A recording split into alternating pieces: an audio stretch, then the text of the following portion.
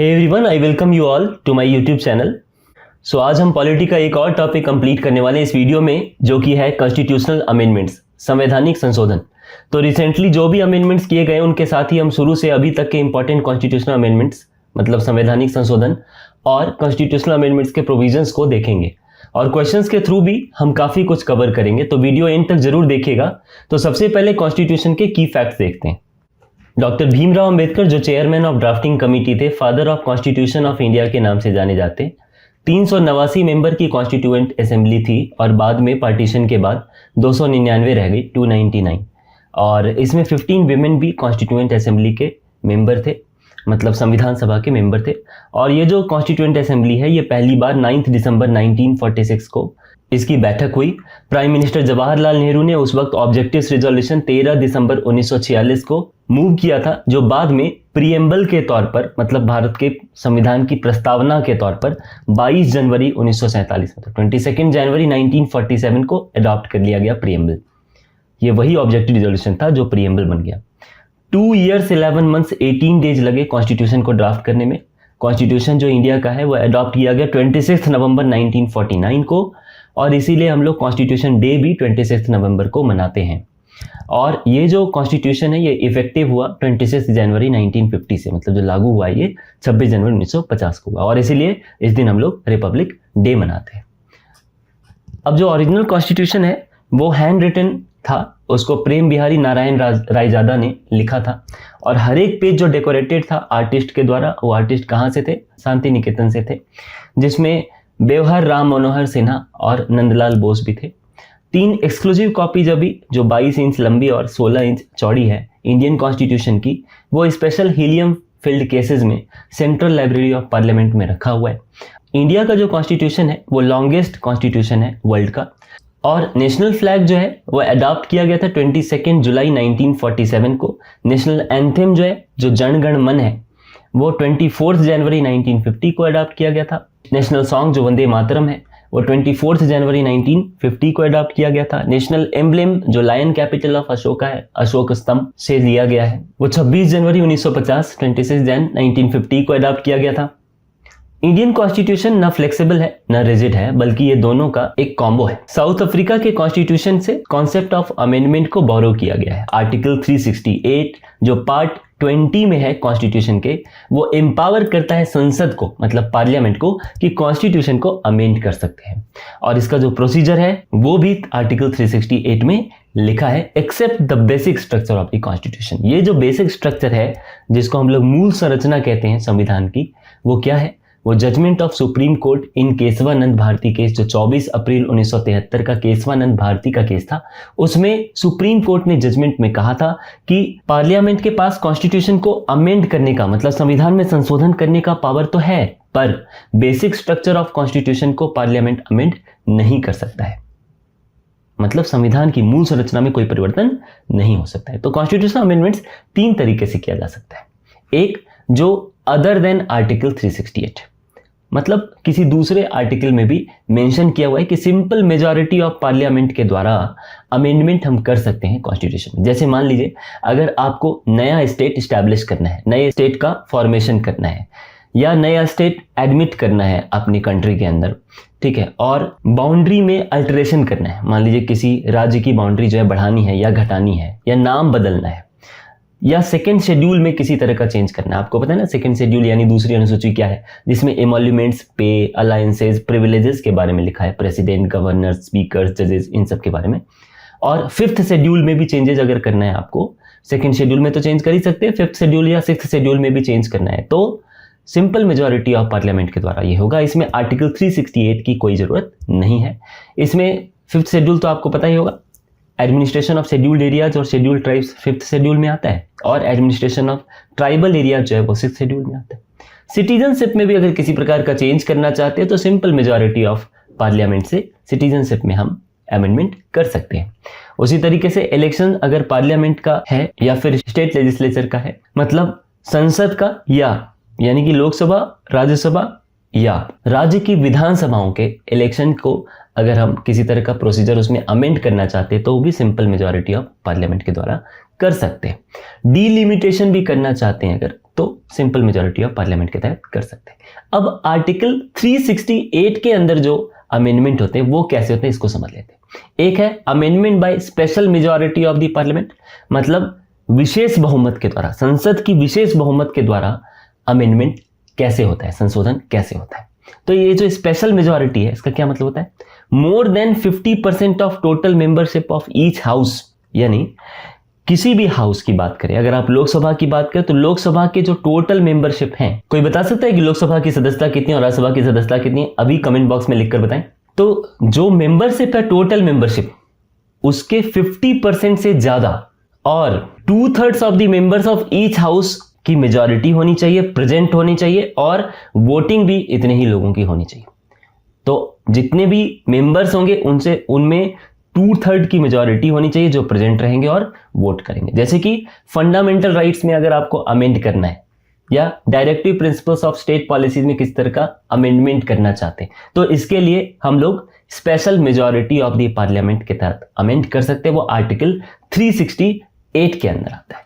और दूसरा अमेंडमेंट का जो तरीका है वो है special majority of the parliament और रैटिफिकेशन या consent of half of the state legislatures. इसका मतलब यह है कि आप विशेष बहुमत जो संसद की है वो तो लेंगे ही लेंगे, और साथ ही साथ आपको कम से कम जितने भारत में स्टेट्स हैं, कितने हैं कमेंट बॉक्स में लिखकर बताएं, उतने स्टेट्स के हाफ ऑफ द स्टेट, मतलब कम से कम आधे स्टेट्स ने उस पर मुहर लगा दी हो, कंसेंट यानी अपनी सहमति जता दी हो, रैटिफाई कर दिया हो, तो फिर अमेंडमेंट को हम कंप्लीट मान लेते हैं। जैसे मान लीजिए इलेक्शन ऑफ द प्रेसिडेंट है, सुप्रीम कोर्ट है, हाई कोर्ट है, इस बारे में अगर किसी तरह का आप अमेंडमेंट लाना चाहते हैं एक्ट्स में, कॉन्स्टिट्यूशन में, तो आप ला सकते हैं, लेकिन special majority of the parliament और रैटिफिकेशन या consent of half of the state legislatures वहां पे लागू होगा। उसी तरह distribution of legislative powers between the union and the states, अगर मान लीजिए यूनियन लिस्ट में, स्टेट लिस्ट में किसी तरह का चेंज करना चाहते हैं डिस्ट्रीब्यूशन ऑफ पावर्स में, तो आप उस वक्त amendment special majority plus ratification by half of the states करेंगे। अब रिसेंट अमेंडमेंट देख लेते हैं हम लोग। 100th कॉन्स्टिट्यूशनल अमेंडमेंट जो हुआ है वो था इंडिया और बांग्लादेश में एनक्लेव्स का ट्रांसफर हुआ था, टेरिटरी का ट्रांसफर। उसमें क्या था, 111 एनक्लेव इंडिया से बांग्लादेश को दे दिए गए और 51 एनक्लेव्स बांग्लादेश से इंडिया में ट्रांसफर कर दिए गए। ऐसा क्यों किया गया, तो लैंड बाउंड्री एग्रीमेंट जो 1974 का हुआ था और इसका जो प्रोटोकॉल था 2011 का, उसके तहत ऐसा हुआ। इस एक्ट में 4 स्टेट के, कौन कौन से स्टेट, असम, वेस्ट बंगाल, मेघालय और त्रिपुरा के प्रोविजंस को फर्स्ट शेड्यूल में अमेंड किया गया और तब जाकर ये 100th कॉन्स्टिट्यूशनल अमेंडमेंट एक्ट आया था। अब 101st यानी 101वां संविधान संशोधन अधिनियम जो है वो जीएसटी से रिलेटेड है, गुड्स एंड सर्विसेज टैक्स से, और ये इसको जीएसटी एक्ट भी कहते हैं। आपको पता ही है जीएसटी एक्ट इंडिया में 1 जुलाई 2017 से लागू हुआ। इसमें 4 स्लैब है टैक्स रेट के, 5%, 12%, 18% और 28%। लेकिन इसके साथ साथ 2 अलग कैटेगरी भी है। एक कैटेगरी है जो एग्जेम्प्ट गुड्स की है, जैसे बेसिक नेसेसिटी का जो सामान है, बेसिक नीड्स का, उस पर कुछ एग्जेम्प्ट गुड्स हैं जहाँ पे आपको टैक्स नहीं पे करना पड़ता है, ठीक है, जैसे अनाज वगैरह पे। और 1 एडिशनल कैटेगरी बनाई गई है, वो लग्जरी कार्स की, जैसे एरेटेड ड्रिंक्स की, पान मसाला की, टोबैको प्रोडक्ट्स की, उस पे ओवर एंड अबव जाकर 28% से ऊपर सेस लगाया जाता है ताकि स्टेट्स को कंपेंसेशन पे किया जा सके। अब है 102nd कॉन्स्टिट्यूशनल अमेंडमेंट एक्ट, यानी 102वां संविधान संशोधन अधिनियम है, इसको देख लेते हैं। इसके तहत एनसीबीसी जो है, national commission for backward classes, इसको ग्रांट किया गया कॉन्स्टिट्यूशनल स्टेटस, और ये ministry of social justice and empowerment government of India के अंदर है। इसके लिए जो आर्टिकल इंक्लूड किया गया वो है आर्टिकल 338B, बहुत इंपॉर्टेंट है, एग्जाम में पूछा जा सकता है। और ये आर्टिकल 338 और 338A के बाद कॉन्स्टिट्यूशन में अलग से ऐड कर दिया गया। या आर्टिकल 338 क्या है, 338 जो है वो है national commission for scheduled castes, और 338A जो है वो है national commission for scheduled tribes. तो इस तरह से अलग से एक 338B भी आ गया, national commission for backward classes. अब है 103rd कॉन्स्टिट्यूशनल अमेंडमेंट एक्ट, यानी 103 नंबर पे जो संविधान संशोधन अधिनियम है उसको देख लेते हैं। इसमें गांधीयन बेस्ड डीपीएसपी जो है, directive principles of state policy, जिसको हम राज्य के नीति निर्देशक तत्व भी कहते हैं, जिसमें आर्टिकल 46 में लिखा हुआ था कि स्टेट जो है वो वीकर सेक्शन ऑफ पीपल के एजुकेशनल और इकोनॉमिक इंटरेस्ट को प्रमोट करेगी। और इसी तहत सरकार ने इंट्रोड्यूस किया 10% reservations for EWS economically weaker section. इसमें आर्टिकल 15(6) और 16(6) को ऐड किया गया है। 15(6) इसलिए है ताकि 10% रिजर्वेशन दिया जा सके EWS को एजुकेशनल इंस्टीट्यूशंस में, और आर्टिकल 16(6) जो है वो 10% रिजर्वेशन देता है EWS को पब्लिक एम्प्लॉयमेंट। अब है 104th constitutional amendment act, 104 number पे है संविधान संशोधन अधिनियम। ये अब तक जो लोकसभा में एंग्लो इंडियंस या फिर स्टेट लेजिस्लेटिव असेंबलीज में, राज्य के विधानसभाओं में जो एंग्लो इंडियंस को सीटों में रिजर्वेशन दिया जा रहा था, उसको ये डिसकंटिन्यू करता है ये अमेंडमेंट एक्ट 104th। और साथ ही साथ SC और ST के लिए 10 साल के लिए और आगे रिजर्वेशन को एक्सटेंड करता है, और इस तरह से रिजर्वेशन 25 जनवरी 2030 तक एक्सटेंड कर दिया गया है, और ये आर्टिकल 334A से रिलेटेड। नेक्स्ट है आपका 105th कॉन्स्टिट्यूशनल अमेंडमेंट एक्ट। ये कहता है कि स्टेट्स अपनी लिस्ट जो बैकवर्ड क्लासेस की होती है वो खुद ही मेंटेन कर सकते हैं, अपनी स्टेट लिस्ट। हर एक राज्य अपने यहाँ के जो पिछड़ी जाति के लोग हैं, बैकवर्ड क्लासेस के लोग हैं, उनके लिस्ट को राज्य मेंटेन कर सकता है। अब हम लोग को शुरू से जो अमेंडमेंट एक्ट आए हैं उनको देख लेते हैं। तो फर्स्ट अमेंडमेंट एक्ट 1951 में आया था।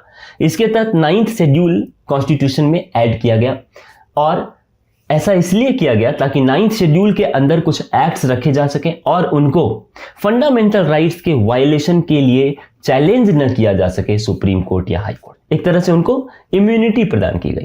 शुरू में ऐसा करना पड़ा था क्योंकि लैंड रिफॉर्म्स बहुत सारे किए गए थे। 7th कॉन्स्टिट्यूशनल अमेंडमेंट एक्ट 1956 में आया था। ये बात करता है भाषा के आधार पर भारत में राज्यों के रीऑर्गेनाइजेशन का, और इसके तहत 14 स्टेट्स और 6 यूनियन टेरिटरीज इंडिया में उस वक्त रीऑर्गेनाइज किए गए थे। 7th constitutional amendment act 1956 important है।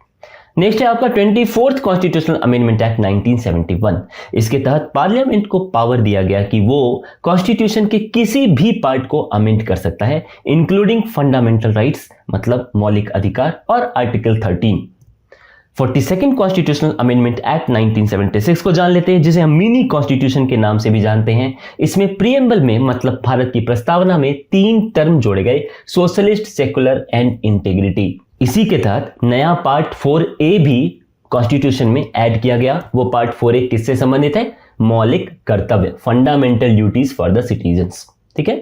फिर इन्होंने पार्ट 14A भी ऐड किया 42nd कॉन्स्टिट्यूशनल अमेंडमेंट एक्ट 1976 में, और इस 42वें संशोधन के द्वारा एडमिनिस्ट्रेटिव ट्रिब्यूनल बनाया गया पार्ट 14A के अंदर। फिर है 44th कॉन्स्टिट्यूशनल अमेंडमेंट एक्ट 1978। ये तो बेसिकली इसलिए आया क्योंकि सरकार जब बदली, इमरजेंसी के टाइम में आया था 42वां संशोधन अधिनियम 1976 वाला, तो सरकार जब बदली तो 44th कॉन्स्टिट्यूशनल अमेंडमेंट एक्ट 1978 लाकर जो भी 42nd अमेंडमेंट एक्ट के तहत कुछ एक्शंस किए गए थे उसको अंडू करने के लिए बेसिकली इसको लाया गया था। इसमें फंडामेंटल राइट्स जो हैं आर्टिकल 20 और 21 के, उनको सस्पेंड नहीं किया जा सकता है नेशनल इमरजेंसी के द्वारा, ये इसमें ही ऐसा प्रोविजन दिया गया। फिर राइट टू प्रॉपर्टी जो होती थी, संपत्ति का अधिकार, उसको फंडामेंटल राइट से हटाकर लीगल राइट बना दिया गया। मतलब अब वो मौलिक अधिकार नहीं बल्कि केवल कानूनी अधिकार रह जाएंगे। आर्टिकल 300A के तहत है वो। और जो इंटरनल डिस्टरबेंस का जो ग्राउंड था नेशनल इमरजेंसी को लागू करने का, उसको हटाकर उसकी जगह आर्म्ड रिबेलियन यानी सशस्त्र विद्रोह एक ग्राउंड बनाया गया नेशनल इमरजेंसी। फिर है 52nd कॉन्स्टिट्यूशनल अमेंडमेंट एक्ट 1985। 1985 का ये 52वां संविधान संशोधन अधिनियम बहुत जरूरी था। ये क्यों जरूरी था? क्योंकि उस वक्त एंटी डिफेक्शन लॉ लाना जरूरी था, और एंटी डिफेक्शन लॉ यानी दल बदल विरोधी कानून लाकर 10वीं अनुसूची इंक्लूड की गई संविधान में, और ये जो 10th शेड्यूल है ये दल बदल कानून से संबंधित है। नेक्स्ट है 61st कॉन्स्टिट्यूशनल अमेंडमेंट एक्ट 1989। तो ये जो 61वां कॉन्स्टिट्यूशनल अमेंडमेंट एक्ट है 1989 का, इसके तहत वोटिंग एज जो भारतीय वोटर्स की थी वो 21 से घटाकर 18 साल कर दी गई, 21 से घटाकर 18 ईयर्स कर दी गई लोकसभा और स्टेट लेजिस्लेटिव असेंबलीज। अब बात करते हैं 65th कॉन्स्टिट्यूशनल अमेंडमेंट एक्ट 1990 की। इसके तहत आर्टिकल 338 में national commission for scheduled caste and scheduled tribes को ऐड किया गया और 89th कॉन्स्टिट्यूशनल अमेंडमेंट एक्ट जो 2003 का था, ये मैं अभी ही बता दे रहा हूं आपको। क्यों? क्योंकि ये जो आपने अभी national commission for scheduled caste and scheduled tribe देखा, इन दोनों को फिर से अलग अलग कर दिया गया और दो सेपरेट कमीशन बना दिए गए 89th कॉन्स्टिट्यूशनल अमेंडमेंट एक्ट 2003 के तहत। और वो कौन कौन है? National commission for scheduled caste NCSC जो आर्टिकल 338 में है, और national commission for scheduled tribes NCST जो आर्टिकल 338A में है। अब है 73rd कॉन्स्टिट्यूशनल अमेंडमेंट एक्ट 1992 का। ये बहुत इंपॉर्टेंट है। ये 24 अप्रैल 1993 को लागू हुआ था। 24 अप्रैल 1993 को लागू हुआ था। ये जो 73वां संविधान संशोधन अधिनियम है, ये पंचायती राज इंस्टीट्यूशन से संबंधित है और आपको याद रखना है जो संविधान के राज्य के नीति निर्देशक तत्व हैं वो गांधीयन प्रिंसिपल उसमें एक था आर्टिकल 40 के तहत। ठीक है, आर्टिकल 40 में लिखा था ऑर्गेनाइजेशन ऑफ विलेज पंचायत के बारे में, और इसी के तहत पार्ट 9 यानी भाग 9 पंचायत वाला भाग 9, इसमें एक नया भाग इंक्लूड किया गया है संविधान में और 29 मैटर्स जो है पंचायत को दे दिए गए कि वो आपके अधिकार क्षेत्र में आते हैं, आप उनसे रिलेटेड फंक्शंस परफॉर्म कर सकते हैं। इसके तहत जो आर्टिकल है वो आर्टिकल 243 से लेकर 243O तक है। नेक्स्ट है आपका 74th कॉन्स्टिट्यूशनल अमेंडमेंट एक्ट 1992 का। उसमें पार्ट 9A ऐड किया गया है, म्युनिसिपैलिटी वाला, नगर पालिका नगर निगम वाला, और 1 जून 1993 को ये 74वां संविधान संशोधन अधिनियम 1992 वाला लागू हो गया था। इसके तहत 18 matters with in its purview दिए गए हैं। मतलब 18 मैटर्स पे फंक्शन करने का अधिकार नगर निगम नगर पालिका के पास है, नगर पंचायत के पास। और आर्टिकल 243P से लेकर आर्टिकल 243ZG तक इससे रिलेटेड आर्टिकल्स हैं। 86th कॉन्स्टिट्यूशनल अमेंडमेंट एक्ट 2002 का आया।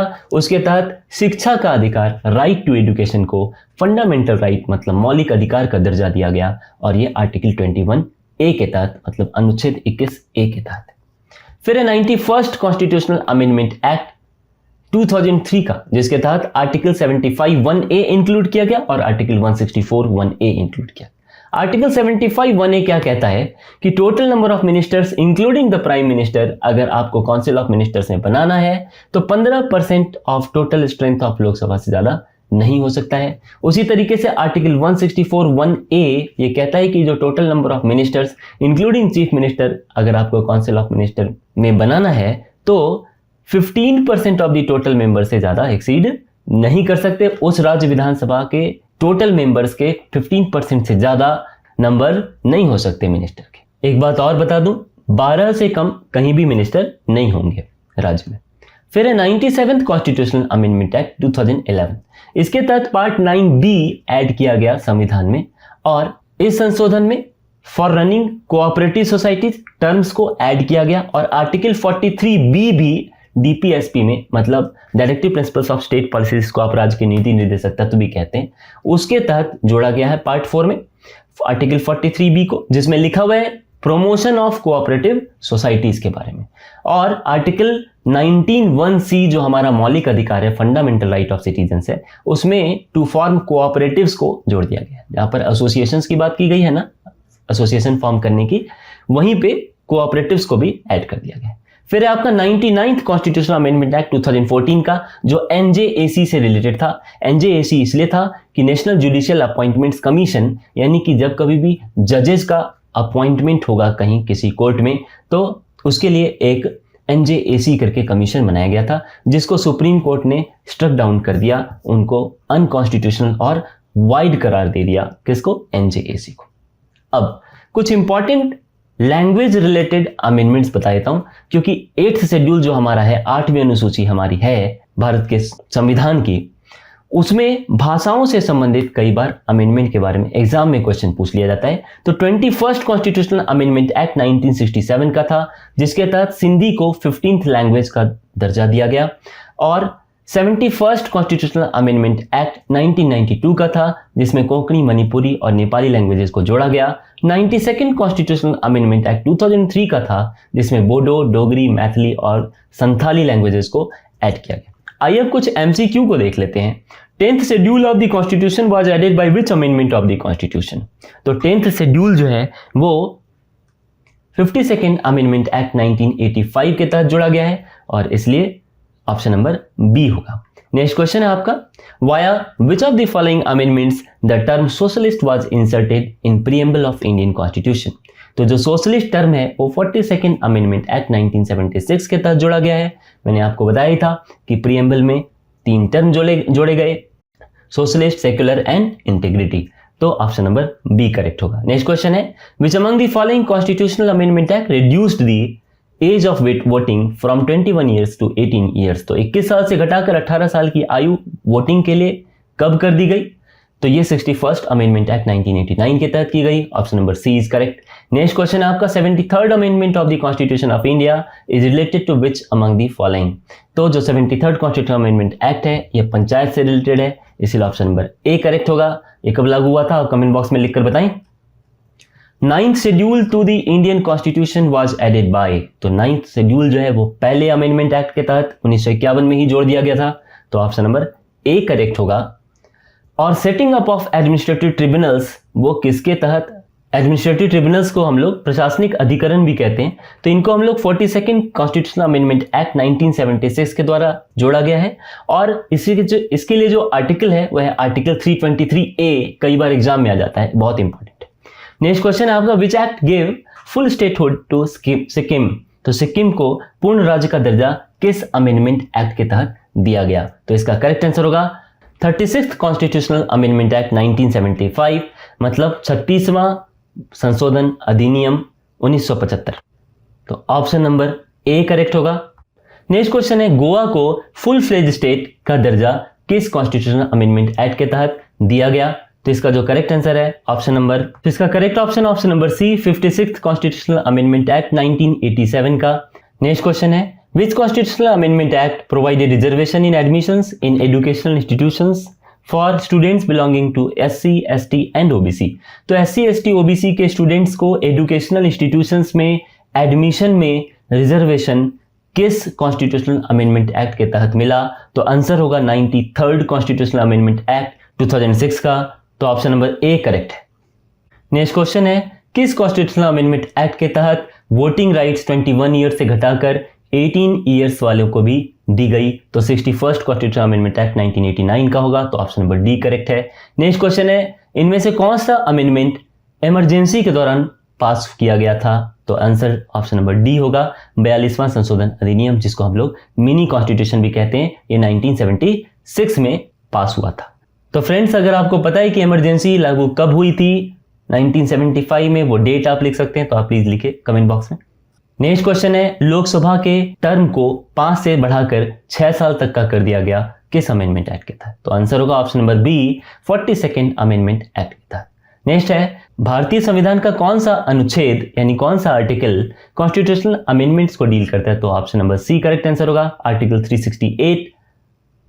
नेक्स्ट क्वेश्चन है, कौन से कॉन्स्टिट्यूशनल अमेंडमेंट एक्ट के तहत 4 जो कैटेगरी थी part A, B, C, D of states वो खत्म कर दी गई और 14 स्टेट और 6 यूनियन टेरिटरी बना दिए गए? तो 7th कॉन्स्टिट्यूशनल अमेंडमेंट एक्ट 1956 के तहत रीऑर्गेनाइजेशन हुआ था स्टेट्स का, इसलिए ऑप्शन नंबर ए करेक्ट होगा। नेक्स्ट क्वेश्चन है आपका, कॉमन हाई कोर्ट फॉर 2 और मोर स्टेट्स कब बनाया गया, किसके तहत? तो 7th constitutional amendment act, option number A correct होगा। नेक्स्ट है आपका, कॉन्स्टिट्यूशनल अमेंडमेंट एक्ट के तहत कॉन्स्टिट्यूशनल अमेंडमेंट बिल को कंपल्सरीली प्रेसिडेंट के लिए एसेंट देने का प्रोविजन किस अमेंडमेंट एक्ट के तहत आया? तो ऑप्शन नंबर ए करेक्ट होगा, 24th कॉन्स्टिट्यूशनल अमेंडमेंट एक्ट 1971 के तहत। तो आज के वीडियो में बस इतना ही। अगर आपको वीडियो पसंद आया तो प्लीज लाइक, शेयर और सब्सक्राइब जरूर करें। Thank you. जय हिंद।